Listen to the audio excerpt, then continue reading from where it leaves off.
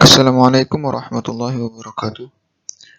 Salawat serta salam tidak lupa kita haturkan kepada junjungan kita, Nabi besar kita, Nabi Muhammad Sallallahu Alaihi Wasallam.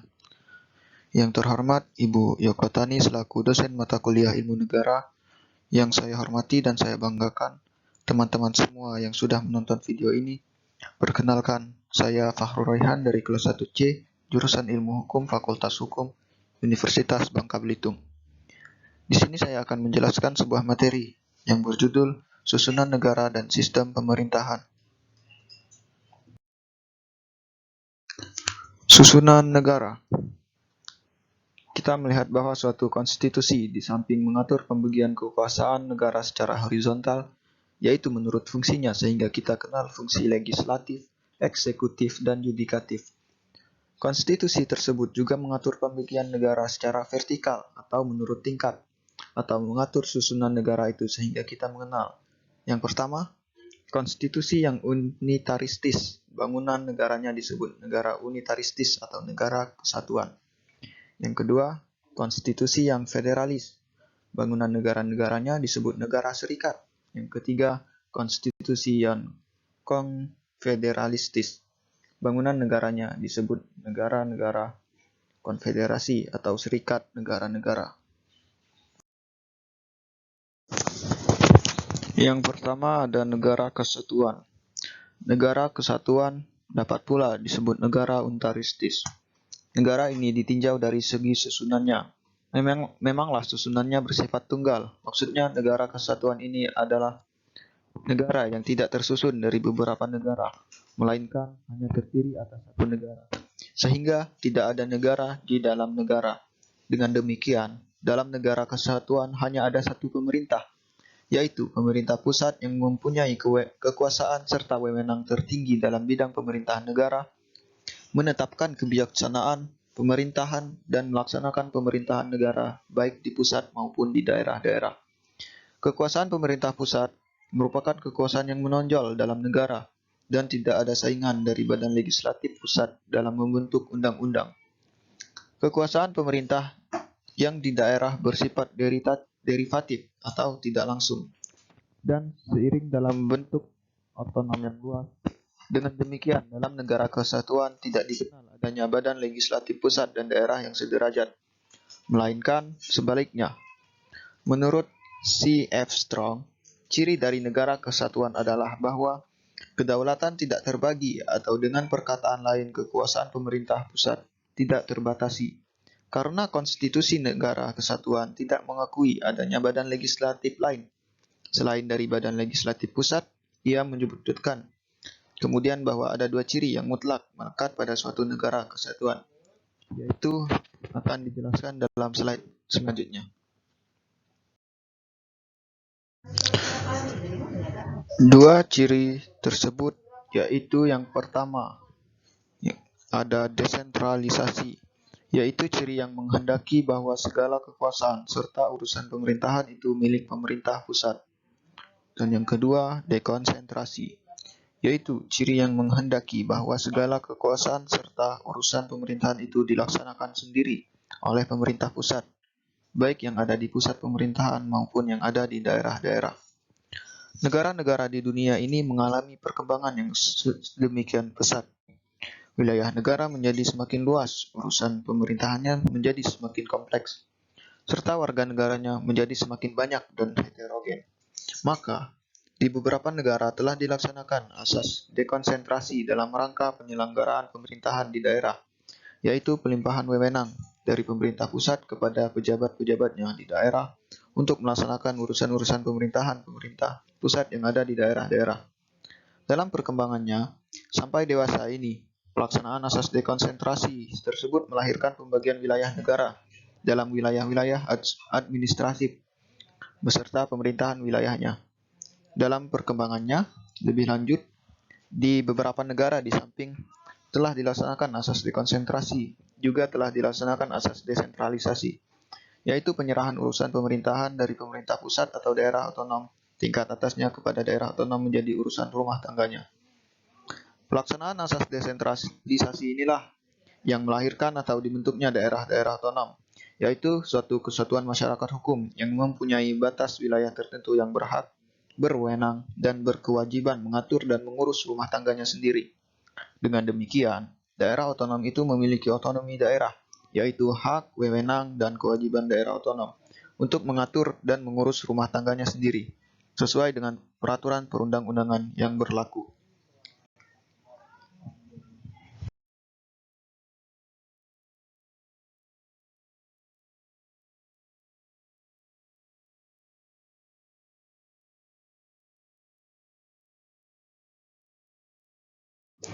Ciri pokok daerah otonom ialah dibentuknya badan perwakilan rakyat yang representatif, yang dapat pula disebut parlemen, atau Dewan Perwakilan Daerah, atau Bundesrat.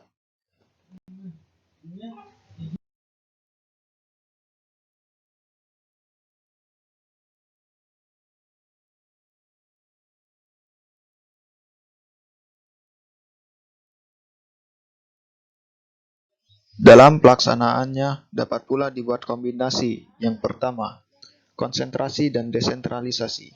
Yang kedua, dekonsentrasi dan sentralisasi. Yang ketiga, dekonsentrasi dan desentralisasi. Bahkan kombinasi ini masih dapat ditambah dengan asas tugas bantuan, sehingga kombinasinya menjadi dekonsentrasi, desentralisasi, dan tugas pembantuan. Tugas pembantuan adalah tugas untuk turut serta dalam melaksanakan urusan pemerintahan yang ditugaskan kepada pemerintah daerah otonom oleh pemerintah pusat atau daerah otonom tingkat atasnya dengan kewajiban mempertanggungjawabkan kepada yang menugaskannya. Penyelenggaraan sendi dekonsentrasi menghasilkan wilayah-wilayah administratif yang di Indonesia dikenal sebagai provinsi, kabupaten, kota madya, dan kecamatan. Penyelenggaraan desentralisasi menghasilkan daerah otonom tingkat 1 yang wilayahnya sama dengan provinsi atau daerah tingkat 2 yang wilayahnya sama dengan kabupaten atau kota madya.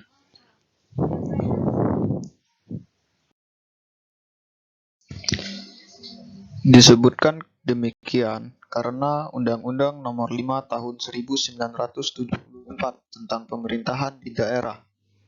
Desentralisasi dilaksanakan bersamaan dengan dekonsentrasi. Muhammad Yamin dalam rapat Badan Usaha Penyelidik Kemerdekaan Indonesia pernah menyebutkan bahwa syarat-syarat dekonsentrasi dan desentralisasi dapat dijalankan dalam negara kesatuan atau Eenheidsstaat. Contoh negara yang menganut unitarisme adalah Indonesia, Selandia Baru, Prancis, Inggris, dan Jepang. Baik, selanjutnya yang kedua adalah negara federasi. Negara federasi adalah negara yang bersusunan jamak. Maksudnya adalah negara ini tersusun dari beberapa negara yang semula telah berdiri sendiri sebagai negara yang merdeka dan berdaulat, mempunyai undang-undang dasar sendiri serta pemerintahan sendiri. Tetapi kemudian karena sesuatu kepentingan, entah kepentingan politik, ekonomi, atau kepentingan lainnya, negara-negara tersebut saling menggabungkan diri untuk membentuk suatu ikatan kerja sama yang efektif. Namun, di samping itu, negara-negara saling menggabungkan diri tersebut yang kemudian disebut negara bagian, masih ingin mempunyai urusan-urusan pemerintahan yang wenang dan dapat diatur dan diurus sendiri. Di samping urusan-urusan pemerintahan yang akan diatur dan diurus bersama-sama oleh ikatan kerjasamanya tersebut. Ikatan kerjasama negara-negara tersebut yang kemudian disebut negara federasi memiliki undang-undang dasar dan pemerintah pusat yang disebut pemerintah gabungan atau pemerintah federasi. Asal mula terbentuknya negara serikat atau negara federasi yaitu yang pertama, suatu negara yang merdeka dan berdaulat serta berdiri sendiri. Yang kedua, negara-negara tersebut menggabungkan diri dengan sebuah perjanjian dalam suatu negara serikat. Yang ketiga, maka negara-negara yang tadi akhirnya menjadi negara bagian. Dan yang keempat, negara bagian melepaskan sebagian kekuasaannya kepada negara serikat kepada demi sebuah limitatif. Disebut negara federasi karena kekuasaannya itu dibagi antara pusat dan daerah. Bagian dalam negara itu sedemikian rupa sehingga masing-masing daerah atau bagian dalam negara itu bebas dari campur tangan satu sama lain dan hubungannya sendiri-sendiri terhadap pusat. Dengan demikian, dalam negara federasi ini ada dua, macam negara, yaitu negara federasi atau negara gabungan dan negara-negara bagian. Yang kedua, ada dua macam pemerintah, yaitu pemerintah negara federasi dan pemerintah negara-negara bagian. Yang ketiga, ada dua macam undang-undang dasar, yaitu undang-undang dasar negara federasi dan undang-undang dasar masing-masing negara bagian. Dan yang keempat, ada negara di dalam negara, yaitu bahwa negara-negara bagian itu beradanya di dalam negara federasi. Yang terakhir, ada dua macam urusan pemerintahan, yaitu urusan pemerintahan yang pokok-pokok dan yang berkaitan dengan kepentingan bersama negara-negara bagian. Ada dua syarat terwujudnya negara federasi, yaitu harus ada semacam perasaan nasional. Yang kedua, harus ada keinginan dari anggota-anggota kesatuan itu akan persatuan atau union, bukan kesatuan atau unity. Yang diatur dan diurus bersama oleh pemerintah federasi itu pada prinsipnya adalah urusan-urusan pokok yang menentukan hidup dan matinya negara federasi tersebut.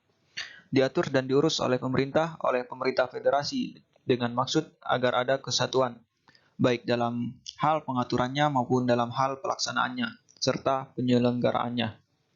Sedangkan urusan-urusan selebihnya maksudnya yang tidak diatur dan diurus secara bersama-sama, masih tetap menjadi wewenang pemerintah negara-negara bagian untuk mengatur dan mengurusnya. Sama halnya dengan negara-negara kesatuan, yang wewenang daerahnya jarang ada yang sama. Pada negara-negara federal pun jarang ada yang sama. Pembagian kekuasaannya antara pemerintah federal dengan pemerintah daerah atau bagiannya. Hal tersebut menurut C.F. Strong karena yang pertama, perbedaan membagi kekuasaan antara pemerintah federal dengan pemerintah negara-negara bagian. Yang kedua, lembaga mana yang berwenang menyelesaikan perselisihan yang timbul antara pemerintah federal dengan pemerintah negara-negara bagian.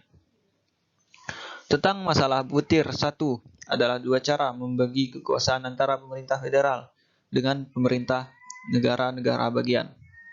Yang pertama, negara tersebut menyebutkan cara terperinci satu demi satu kekuasaan pemerintah federal, sedang sisanya adalah kekuasaan pemerintah negara-negara bagian. Pembagian seperti ini memberi kekuasaan yang lebih besar kepada negara-negara bagian, karena dia memegang wewenang sisa atau residence powers. Wewenang sisa ini bisa dikembangkan terus atau meluas sesuai dengan perkembangan zaman. Contoh dari negara-negara federal semacam ini adalah Amerika dan Australia. Yang kedua, negara tersebut memperinci satu demi satu pemerintah negara bagian, atau wewenang sisa ada pada pemerintah federal. Pembagian semacam ini memberi kekuasaan yang besar dan luas kepada pemerintah federal. Contoh negara-negara federal seperti ini adalah Kanada dan India. Cara pembagian kekuasaan seperti ini oleh Wolhoff disebut bersifat enumeratif, sedang mengenai masalah lembaga yang berwenang menyelesaikan konflik yang terjadi antara pemerintah federal dengan pemerintah negara bagian biasanya diserahkan kepada Mahkamah Agung Federal atau DPR Federal. Dapat disebutkan bahwa apabila penyelesaian konflik diserahkan kepada Mahkamah Agung Federal, maka sifat federal dari negara tersebut lebih sempurna karena Mahkamah Agung adalah lembaga yang netral dan bersifat objektif. Sedang apabila diserahkan kepada DPR-nya, maka sifat federalnya kurang sempurna karena DPR tersebut selalu memutuskan berdasarkan faktor politis dan subjektif. Contoh negara federal yang pertama adalah Amerika Serikat dan yang kedua adalah Swiss.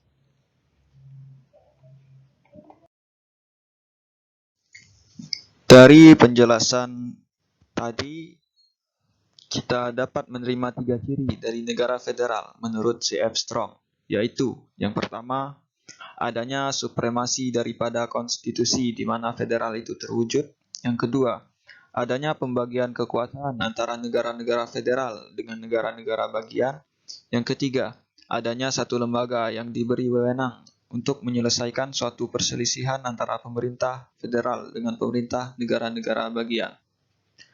Nampaknya perbedaan antara kedua konstitusi di atas masih bersifat yuridis formil, artinya masih tetap pada peraturan-peraturan konstitusi itu sendiri, dan belum menggambarkan bagaimana kenyataan yang hidup dalam masyarakat negara itu sendiri.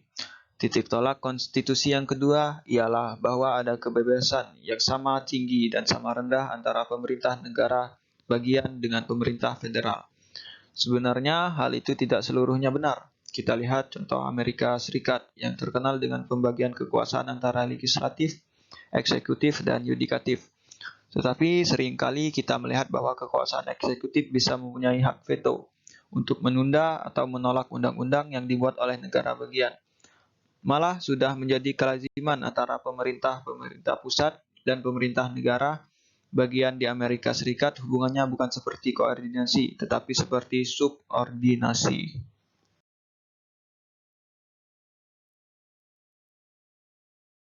Selanjutnya yang ketiga adalah persamaan dan perbedaan negara serikat atau negara federal dengan negara kesatuan atau United States.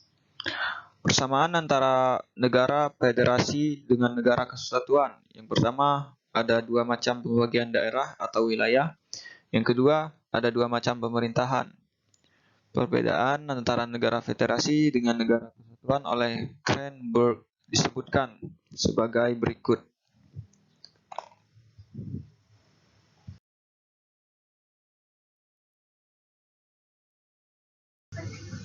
Yang pertama, dalam negara serikat atau federasi, bagian-bagian mempunyai sendiri kekuasaan membuat konstitusi atau power constituent.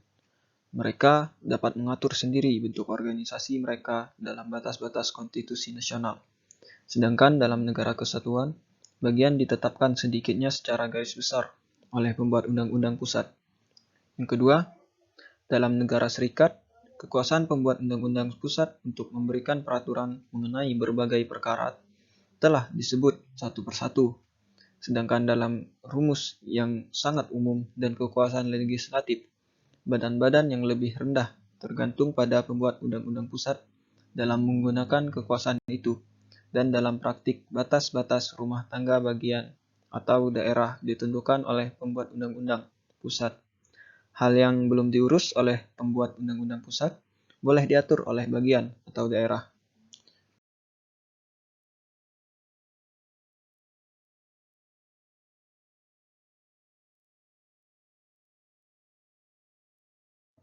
Jadi, secara garis besar, perbedaan antara sistem negara kesatuan dengan negara federasi adalah: yang pertama, wewenang mengadakan atau membuat undang-undang dasar. Yang kedua, sistem pembagian kekuasaan di dalam undang-undang dasar. Yang ketiga, tentang asal kekuasaan asli. Dan yang terakhir, tentang kedaulatan.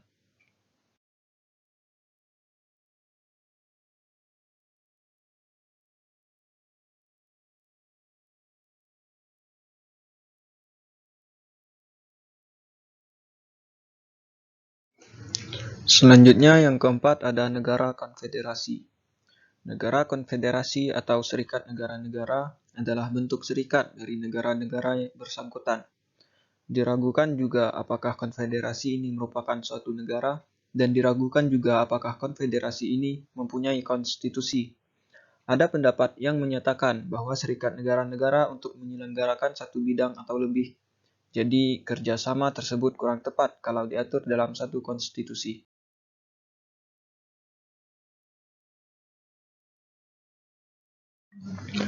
Menurut Jelinek, perbedaan serikat negara-negara dengan negara serikat adalah dalam masalah kedaulatan atau sovereignty.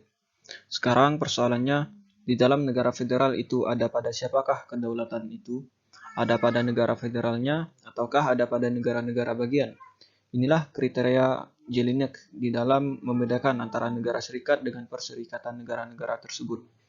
Apabila kedaulatan itu ada pada negara federal, jadi yang memegang kedaulatan itu adalah pemerintah federal atau pemerintah gabungannya. Maka negara federal itu disebut negara serikat. Sedangkan kalau kedaulatan itu masih tetap ada negara-negara bagian, maka negara federal yang demikian ini disebut perserikatan negara. Menurut L. Oppenheim, konfederasi terdiri dari beberapa negara yang berdaulat penuh, yang untuk mempertahankan kemerdekaan extern dan intern, bersatu atas dasar perjanjian internasional, yang diakui dengan menyelenggarakan beberapa alat perlengkapan tersendiri yang mempunyai kekuasaan tertentu terhadap negara anggota konfederasi, tetapi tidak terhadap warga negara dari negara yang mengadakan konfederasi tersebut. Selanjutnya yang kelima ada Perserikatan Bangsa-Bangsa. Liga Bangsa-Bangsa dulu dan Perserikatan Bangsa-Bangsa sekarang pun merupakan subjek hukum, seperti negara, daripada hukum antar bangsa-bangsa. Perserikatan Bangsa-Bangsa yang ada di New York itu sesungguhnya bukanlah suatu negara, bukan pula merupakan perserikatan negara, melainkan suatu organisasi internasional. Organisasi antar bangsa-bangsa di mana tergabung negara-negara. Masalah yang sering timbul adalah bagaimanakah sifat hukumnya perserikatan bangsa-bangsa tersebut. Perserikatan bukanlah merupakan suatu negara, bukan pula merupakan negara besar. Pernyataan ini adalah betul, akan tetapi hal ini hanya penghayalan biasa. Jadi, perserikatan bangsa-bangsa ini disebut juga sebagai a living organism. Perserikatan bangsa-bangsa ini lahir pada masa Perang Dunia Kedua, yaitu pada tanggal 26 Juni 1945 dalam suatu konferensi internasional di San Francisco. Dan dalam piagam itu pula lah ditetapkan sebagai badan-badan utama dari Perserikatan Bangsa-Bangsa ini, yaitu ada General Assembly atau Majelis Umum. Ini terdiri dari wakil-wakil negara, anggota dan majelis. Ini setiap negara anggota mempunyai satu suara. Yang kedua ada Security Council atau Dewan Keamanan. Ini terdiri dari 5 anggota tetap yang masing-masing yaitu Amerika Serikat, Inggris, Prancis, Uni Soviet, dan Republik Rakyat Cina. Yang ketiga ada Economic and Social Council atau Dewan Ekonomi dan Sosial. Ini terdiri dari 18 anggota yang dipilih oleh Majelis Umum untuk jangka waktu 3 tahun. Adapun tugasnya adalah mengkoordinasikan aktivitas-aktivitas badan-badan khusus untuk memajukan pertumbuhan dan perkembangan ekonomi, sosial, kesejahteraan umum, dan mengawasi pelaksanaan hak asasi serta kebebasan fundamental manusia. Selanjutnya ada Trusteeship Council atau Dewan Perwakilan. Ini anggotanya terdiri dari negara-negara besar dan mengurus daerah-daerah perwakilan. Selanjutnya ada International Court of Justice atau Mahkamah Internasional. Mahkamah Internasional ini berkedudukan di Den Haag, Belanda, yang anggota-anggotanya dipilih oleh Majelis Umum dan Dewan Keamanan. Yang terakhir ada Sekretariat. Sekretariat ini dikepalai oleh seorang sekretaris jenderal yang diangkat oleh Majelis Umum atas usul Dewan Keamanan.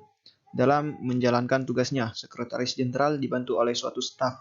Sekretariat ini berfungsi sebagai International Civil Service atau pamong praja internasional. Dalam pasal 1 dari Piagam Perserikatan Bangsa-Bangsa disebutkan tentang maksud dan tujuan daripada organisasi itu sendiri, yang mana hal itulah yang sesungguhnya mendorong untuk berdirinya Perserikatan Bangsa-Bangsa. Tujuan tersebut adalah, pertama, membebaskan manusia dari ancaman perang. Jadi PBB memelihara perdamaian dan keamanan internasional dan mengadakan hubungan persahabatan antar bangsa-bangsa. Yang kedua, memulihkan kepercayaan orang atas hak-hak asasi manusia, atas martabat dan nilai diri manusia, atas hak-hak yang sama antara laki-laki dan perempuan, serta antara bangsa-bangsa besar dan kecil.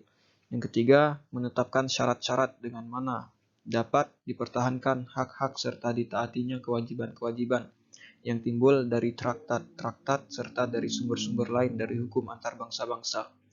Yang keempat, mendorong kemajuan-kemajuan sosial dan tingkat taraf hidup ke arah yang lebih tinggi dalam alam kebebasan yang lebih besar. Sidang umum harus diadakan sekurang-kurangnya 1 kali setahun, dan yang dapat diselesaikannya adalah segala masalah yang termasuk bidang piagam, dan dapat pula menentukan pula usul.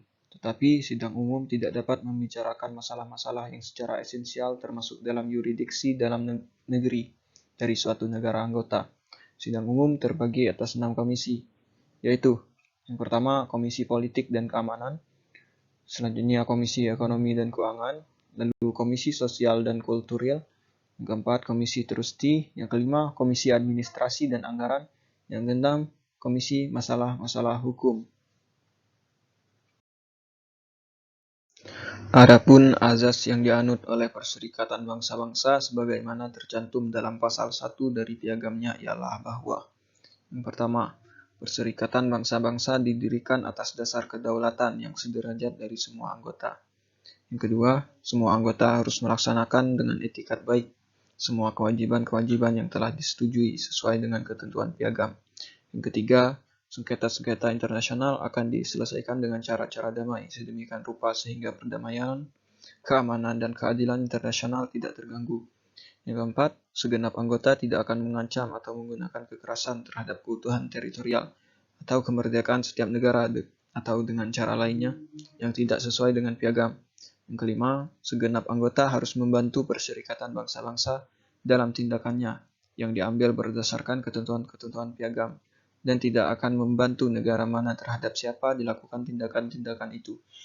Perserikatan Bangsa-Bangsa harus menjamin agar negara-negara yang bukan anggota Perserikatan Bangsa-Bangsa bertindak sesuai dengan azas-azas yang ditetapkan oleh Perserikatan Bangsa-Bangsa. Dan yang terakhir, Perserikatan Bangsa-Bangsa tidak akan mengadakan campur tangan dalam masalah-masalah dalam negeri dari setiap negara atau mengharuskan penyelesaian masalah itu menurut ketentuan-ketentuan Piagam Perserikatan Bangsa-Bangsa. Dilihat dari sejarah serta aktivitasnya, Perserikatan Bangsa-Bangsa lebih baik dan lebih maju daripada Liga Bangsa-Bangsa, terutama dalam menyelesaikan masalah-masalah internasional. Semoga Perserikatan Bangsa-Bangsa lebih bisa menghadapi keadaan internasional dewasa ini, sehingga Perang Dunia Ketiga dapat dielakkan. Mudah-mudahan ya. Baik, materi yang kedua adalah sistem pemerintahan. Secara umum, sering terjadi pencampuran dalam menggunakan istilah bentuk pemerintahan dan sistem pemerintahan. Padahal dalam ilmu negara, kedua istilah tersebut mempunyai perbedaan mendasar. Menurut Hans Kelsen, dalam teori politik klasik, bentuk pemerintahan diklasifikasikan menjadi monarki dan republik. Ditambahkan Muhammad Kusnardi dan Harmaili Ibrahim, paham L. de Guit dalam buku Traité de droit constitutionnel lebih lazim dipakai untuk membedakan kedua bentuk tersebut. Jika kepala negara diangkat berdasarkan hak waris atau keturunan, maka disebut dengan monarki. Sedangkan jika kepala negara dipilih melalui pemilihan umum untuk masa jabatan yang tertentu, maka bentuk negaranya disebut republik.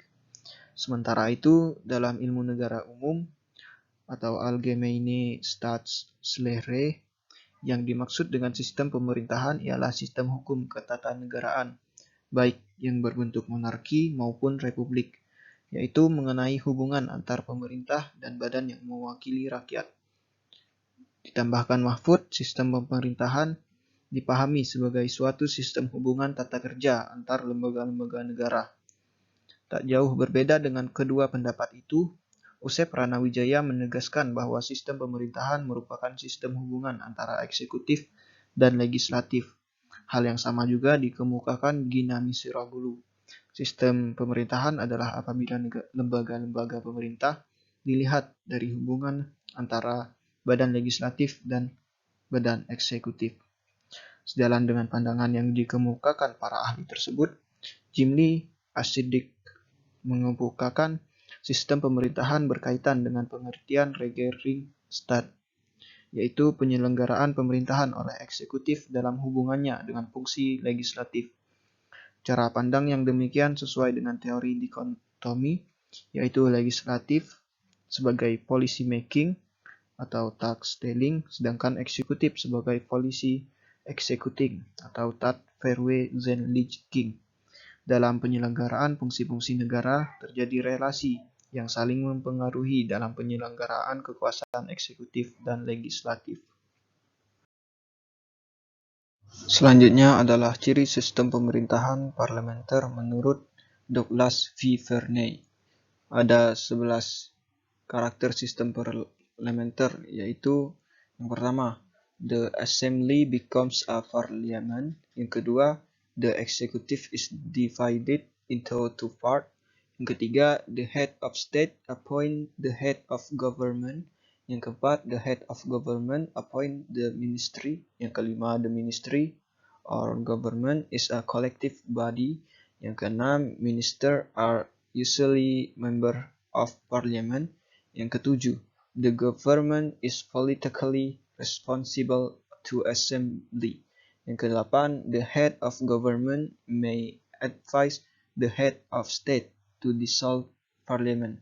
Yang kesembilan, parliament as a whole is supreme over its constitution, parts, government, and assembly, neither of which may dominate the other. Yang ke-10, the government as a whole is only indirectly responsible to the electorate.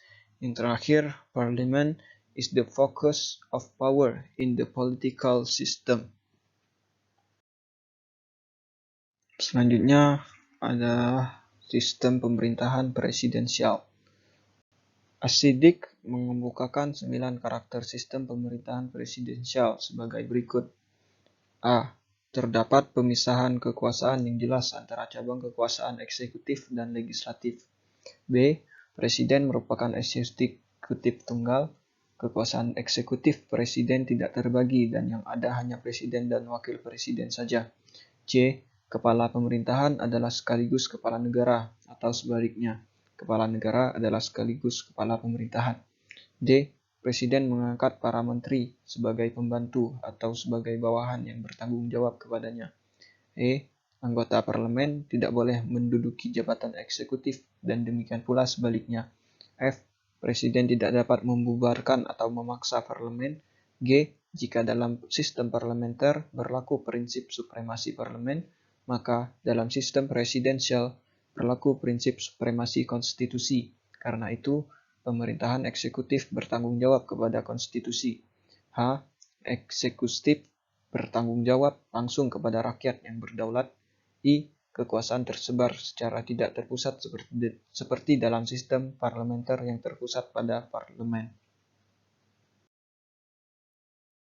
Lalu yang terakhir ada sistem pemerintahan campuran.